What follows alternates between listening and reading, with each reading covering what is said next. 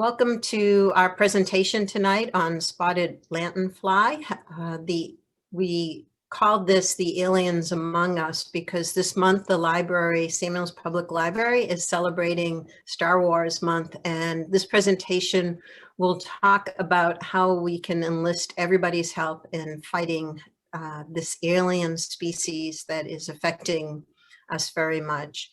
Tonight our presentation is Dorothy Farley, and Dorothy's with the local master gardeners and is trained to present on Spotted Lanternfly. I'm going to turn it over to you, Dorothy.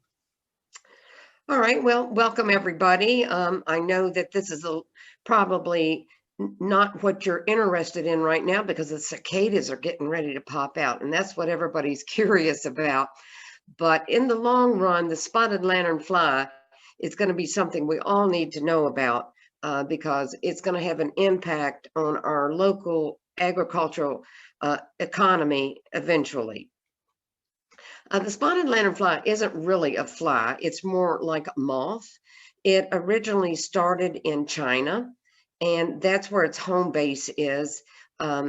It has invaded places like Indonesia and other places, and sadly also the United States. It is not, it is part of the group of insects like aphids, leafhoppers, and cicadas. It is doesn't really fly. It hops, and when it is seen to fly, it's more gliding. So it's kind of gives you a false name when you think of the spotted lanternfly, because it really doesn't fly at all. It was first introduced into United States in Burke, Pennsylvania in 2004. They think it came in on a shipment of paving stones or decorative stones that some landscaping company was using. By the time they discovered it, it had reached several areas and had infested a fairly large area.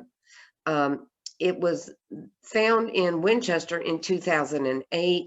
And as you can see by the map, that it has really spread a long way. It is now into New Jersey, Delaware, Maryland, West Virginia, New York, and Connecticut. And it is eventually going to spread a lot further. If you can see on the map, there are some of these counties are outlined in red. Those counties are ones that are quarantined. Sadly, Frederick County is quarantined, and recently Clark and Warren County were put into quarantine, and we'll talk a little bit more about that. But it has spread in 7 years, it has spread a long way.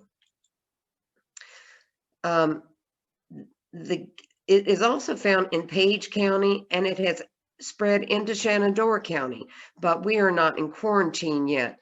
And quarantine will make a big impact on the economy of the local agriculture and other vendors as well, from far as Christmas tree vendors to anybody that has their equipment or supplies that are stored on the outside.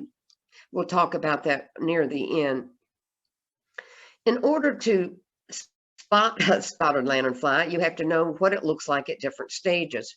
Right now, it is just coming out of its winter stage. It winters as eggs, but right now it is starting to hatch. I think we had a really early hatch. I think it was April 8th. They found some that hatched. Then they had cold weather and it slowed down and got warm, more hatched. So the weather really has an impact on when it hatches. But right now is when we are in the hatch phase. When they first hatch, they are black with spotted white spots, and they go through 3 instar stages, or that stages that they get bigger and bigger and they lose their shell or their skin. And the last stage, they are red with white spots, and then they turn into the adult with the wings. This is real pictures of the eggs. It looks like somebody just threw a handful of mud up against a tree, and this is the coating that the mother puts over the eggs. Immediately after these insects are born, they're white. They have no coloring, but after the sun hits them for a little bit, they do get this black with white spots. And they're about a quarter of an inch long. After they die, these white spots go. So you might find a dead one and not know you have the infestation because the white spots sort of go away in the early stages. In its last stage, after this is about July, they're going to be about a ½ inch long, and they're red with the white spots. And they think the red is more like a predatory signal to most insects: don't eat me, I taste bad. Monarchs have the same thing. And sadly, these don't have any natural predators, so it's there probably in China where they originated. It was a signal to those predators, but here they just changed that color out of their nature. After they hatch, turn into the adult phase, this is what it's going to look like. Often you'll see the pictures in publications that have the wings out like this. The only time you're going to see the red part of the wings is when they have their wings open, and that's really unusual. Usually you're going to find them on a tree like this, and they've got their wings tinted over their back. One thing that I don't have a picture anywhere is that these insects have a long tube-like mouth part that comes out and they folds under their body.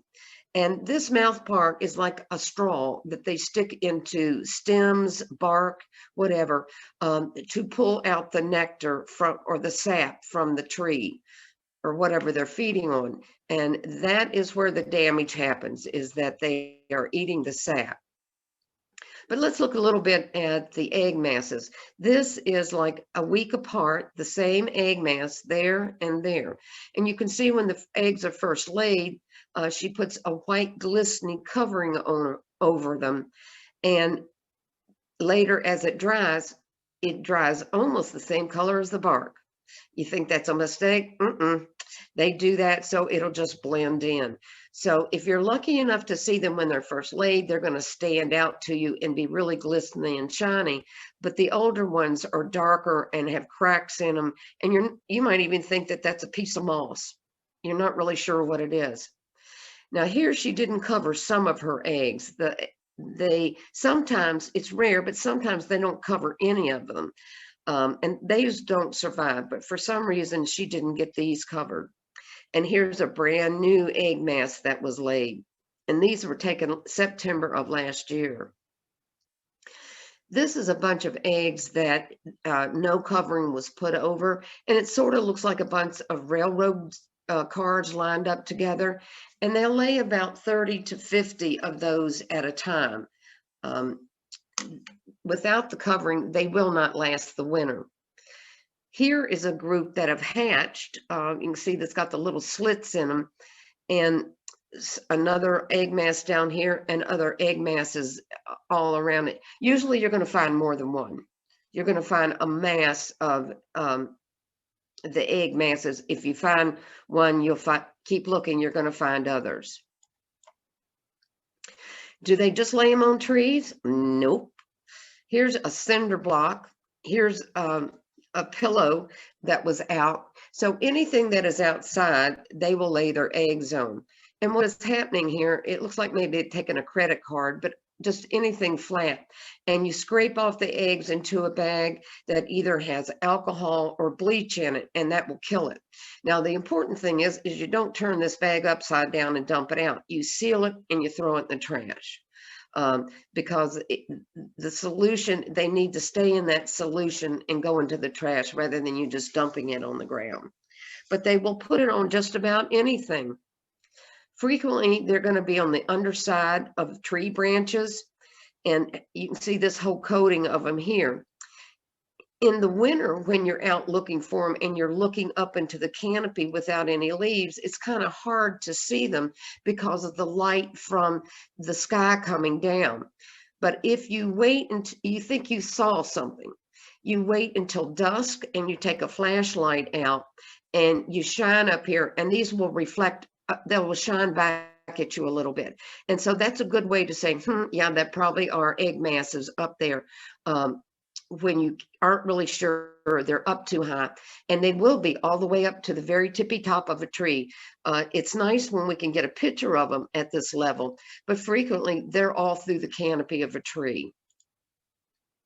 They like rusty containers for some reason. This is an old fence post, and you can see it there, an old truck or something there. Just anywhere this is a burn barrel here at the bottom. So anything that has sat out all winter and might have rust on it, a grill, just any people have yard art that might have rusted or metal. It can be anywhere that they will lay them. Now that's important when you're considering purchasing something from a county that is infested with them, or you are moving something of yours that is an infested area into a non-infested area, that you totally look all over. You're taking a grill to your kids, like me. They say, Mom, can I borrow your grill? Well, it's gone forever. But check it over and make sure that you don't have these egg masses, because you could be transporting and moving the egg masses to a new county or a new location. This is a close-up of when they are first hatching, and they have this unusual squared off nose. There's no other bug that I've seen that has the squared off nose that is black and white. When you approach them, they can see you, and they will go often to the back side of the plant. So if you have a very small infestation, you're going to have to be very careful in checking, because they know to go away from you. They'll hop off, they'll hop to the ground, or they will just go to the back of the plant. So be aware of that they can hop, and they're aware of your presence, and they'll go to the back of it. And they jump quickly. Don't try to catch them. If you're going to try to, you want to kill them, stomp on them, whatever, but they're very difficult to capture, and you would only do that just to keep one specimen in a jar to take to the extension office or something to validate that that's what you've seen. Otherwise, there's no need to trap them. Now this is in the 4th stage, and these show up a little bit more just because of the color contrast. And again, they still retain that sharp nose. I wish we could see somewhere where that mouthpiece is here. He's got his mouthpiece into the stem, but you really can't see it. And he's sucking the nutrients out of that plant.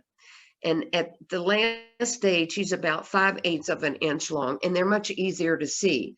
But still, they notice when you approach, and they will go to the back of it, or they will jump down. This is a 4-stage shedding its shell as it comes out into the moth stage. It sort of looks like a bat to me. It's kind of strange, and until it dries out, he doesn't have any coloration, and his wings look really weird. But as he dries, he will get his full coloration. You might see these in the tree. It's sort of like with the cicada. The cicada leaves its shell on the tree. Well, these leave their shell on the plants as they come out of them. You might find them on the ground. That might be the first time you find them, is you look down and say, what are these crunchy things on the ground? Or just that could be a signal that you've got an infestation that you weren't aware of. When they do come out, they're about an inch long. Only see the red inner parts as they open their wing. They keep, again, that mouth part under their body, and they have a yellow abdomen with black stripes once they have had sap. Before they get any sap in them, there's no coloration on their belly, but their abdomen does turn yellow once that they've had sap. So what's the risk? What's the problem? What do they cause? Well, the main thing is that they're a phloem feeder or a sap feeder. And they have at least 70 hosts in Virginia that they will feed on. When they feed on any plant, what it does is the plant doesn't get those nutrients. The leaves don't get the nutrients. The fruit doesn't get the nutrients. So if anything, you're going to have a smaller fruit yield. The leaves aren't going to be able to store the sugars that they need for the fall, for the winter. And you can have vine death mainly from overwintering. They don't deal well over the winter when they've been weakened and they don't have the sugars stored, and they're far more susceptible to disease. But as you can see here, they don't get on the fruit. These are on the stems. The stink bug, another wonderful invasive bug, would get on the fruit and it would stick its mouth part into the fruit. And so then the farmer could not sell the apples as first quality. He had to sell them for juice or for applesauce. The grapes, if they had stink bugs on them, they had to sell them for juice. But with these, they don't pierce the fruit. But what does happen is that they're smaller, and because these bugs are like aphids, the excess sugar that they ingest, they poop out, sorry for the word, but they excrete it into sugar, what's called honeydew. And the first time you may see it is when you see a sticky leaf. First time I know that I have aphids off it is when I put my fingers on it. Looks like the leaf is wet and I touch it and it's sticky, and I start looking around when it's sticky. I know that I've got aphids. Well, you might think you have aphids, but find that you have far worse, that you have the spotted lanternfly. Certainly they're a public nuisance. I definitely would not want to send my grandchild out to play in this. The honeydew coming down, it is probably just going to cover this little car, and they just give you the creeps. And for some reason in their adult stage, they send out a message and they all aggregate together. They really don't know. There doesn't seem to be any chemical message that they send. They're really not sure how they all know to aggregate together, but they do. They are studying that to see if they could do any way to interfere with that, because that is part of their, when they start to mate. Usually it's on the tree of heaven. That is their primary host, but they can aggregate on anything. So when they have this honeydew that comes down, it covers the leaves and then they start to grow mold. Well, if you have a leaf that is covered with mold, it can't have the photosynthesis that it normally does. So not only is it having its sugars that are stolen by this organism or this insect, it's going to have the inability to store and make more sugar when the leaves are covered with mold. Here is the whole side of this tree is covered with mold. This is a streak of mold coming down, and then yeast, because you've got sugar, you've got mold, and some of them grow yeast and they have a vinegary smell. So if you all of a sudden have a tree that has sooty mold on it or black leaves, or you finding sap running down the tree and strange white things that sort of smell like vinegar, you might look a little closer. Excuse me, I had to get a drink. Now, as you can see, this leaf is really covered with sooty mold, and it is not going to be able to have any photosynthesis at all. So this plant is going to be severely damaged, and it'll be lucky if it makes it through the winter. The other thing that this sugar honeydew attracts is honeybees, wasps, hornets, any kind of bee, because they're drawn to the sugar. Another sign that might make you look is if a tree that's not in bloom, all of a sudden you hear a lot of bees swarming. Look around, because they're going for something, and something is making the honeydew fall, and you're going to look up and you want to check closely for spotted lanternfly. Now on this tree, you can see you've got the fourth stage, the red one, and the adult that are both, so you've got several stages here. And so this tree will eventually be very covered with these spotted lanternflies. So the main host that it has to have one time during the adult life is the tree of heaven. It likes other things. It likes ash, maples, walnut. It likes our dogwoods, our hollies, some of our pines, apples, cherries, peaches. It is gone to, but it's not their favorite. So any tree that you have, it can be found on. But the tree of heaven is its favorite. And it is also an invasive plant that came from China. So that's probably why it likes it. There's some relation there that hasn't been found out into the mating and the adult process with this tree. So it's important to be able to identify it because that's likely where you're going to find it. This is one leaf. It looks like it's one stem with many leaves, but this is a type of plant that has this is one whole leaf. And at the end of each of these little leaves, it's going to be like a little notch. And on the back of the leaf is going to be this little nodule that secretes a smell. When you crush this leaf or the stem or anything, the tree of heaven has a unique smell. I can't explain what that smell is like because I don't smell well, but it's a spicy smell. It's an unusual smell. You smell it once and you know it. But these little glands help secrete some of that. But if you even break the stem, you will get that odor. These tree of heavens are everywhere. They're really kind of attractive at a distance. They get up in the canopy. These it's a pom-pom, and these are seeds. They'll grow almost anywhere right here in the sidewalk, but you can see it's like a pom-pom of seeds. It can be confused with sumac because the leaves look very similar, but the seeds are very different.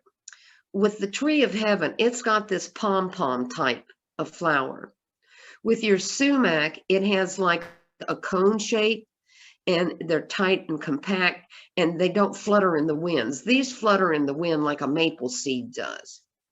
A walnut looks like it, and so does your butternuts. But they have nuts. They don't get any bloom on it that you're going to confuse with. When it's immature, you might confuse it. But when you see the bloom, you'll know that this is going to be your sumac and this is going to be your tree of heaven. So since the tree of heaven is an important part of the lifespan of the spotted lanternfly, one way to control the spotted lanternfly is to control your tree of heaven. If they say what you want to do is get rid of about 90% of the tree of heaven and leave 10% to trap on, because you need to know where they are. So you leave them to trap and see where they've moved to. But if you've ever tried to cut down a tree of heaven and get rid of it, you cut down one and 20 come back, because they will sprout out of the stump or from the root. And so with this, you really need to use a herbicide. And if you go to the Virginia Cooperative Extension Office, or you go online, you can see what they recommend to use as a herbicide for the tree of heaven, or they will help you do it. How do we control the spotted lanternfly? Well, one of the things we do is trap it.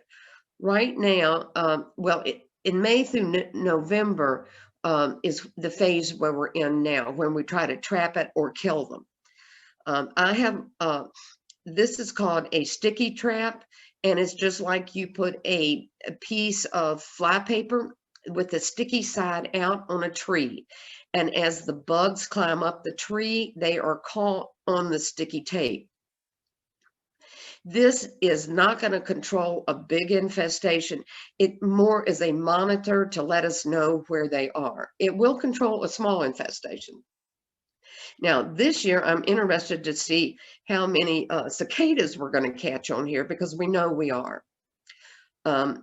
Another way to control them after the eggs are laid is to scrape them off, destroy them, put them into a jar or a bag with hand sanitizer, alcohol, or Clorox, bleach, and dispose of them that way.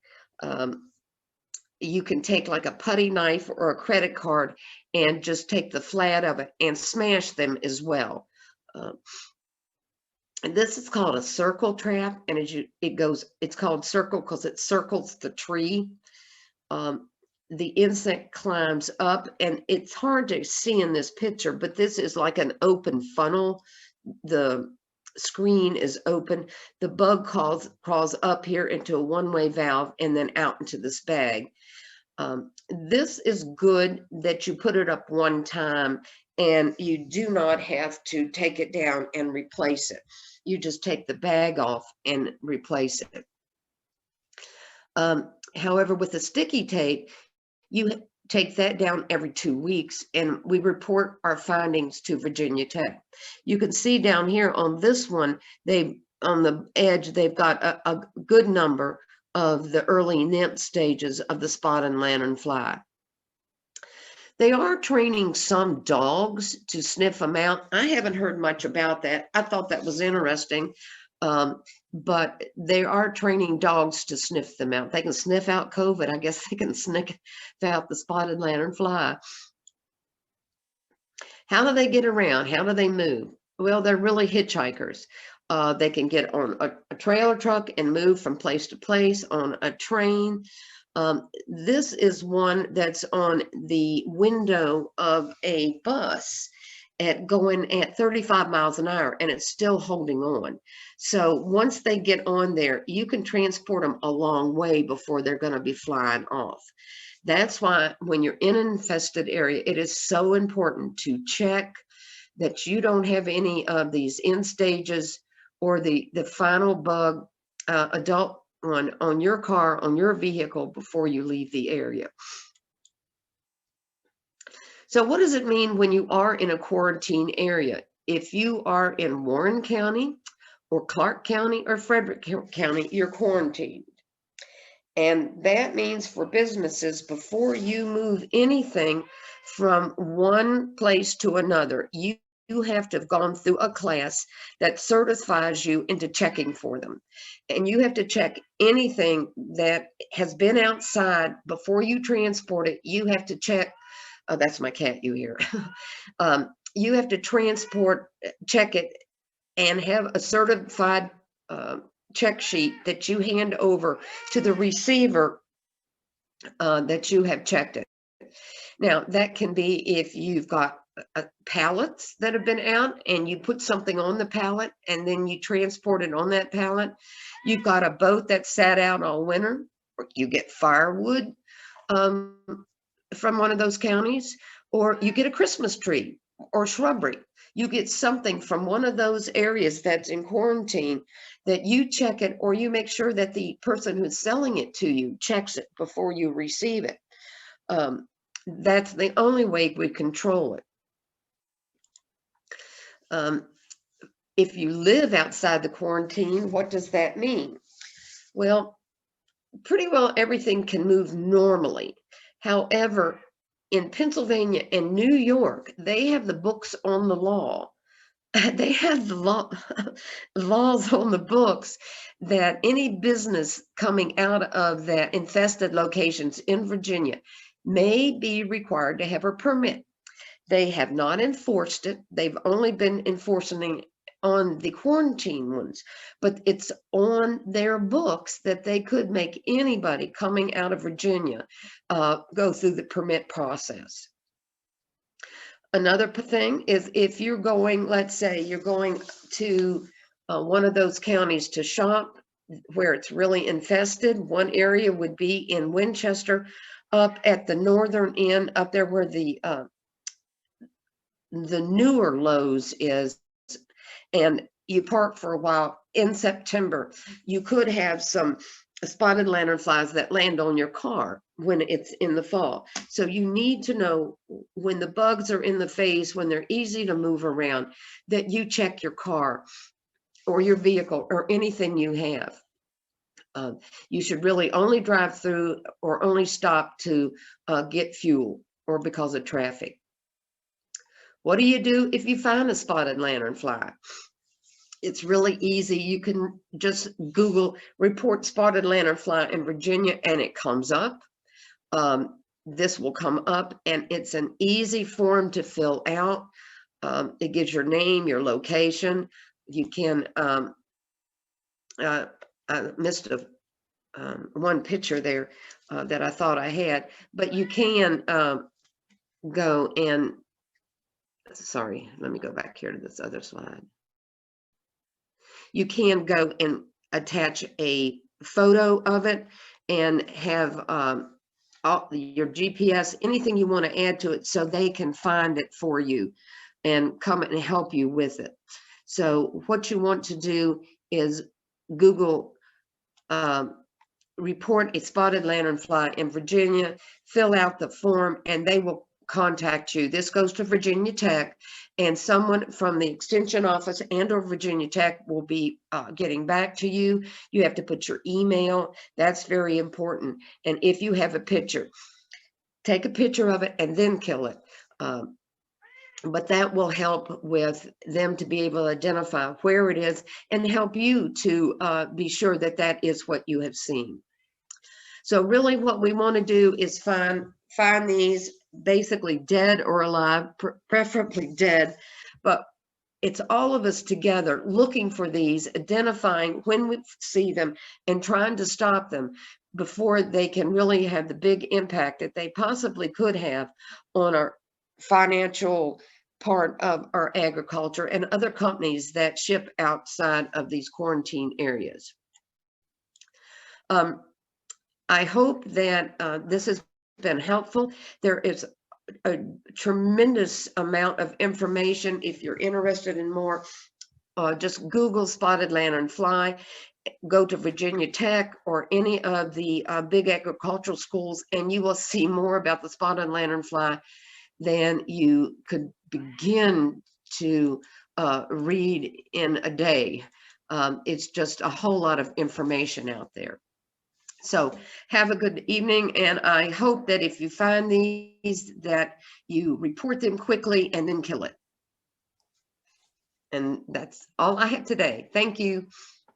Well, Dorothy, thank you so much. What your message is that it will take everybody being vigilant to try to stop the infestation, to be able to make sure that our agricultural partners, the plants that we value in our own yards, and that they're safe from this predator.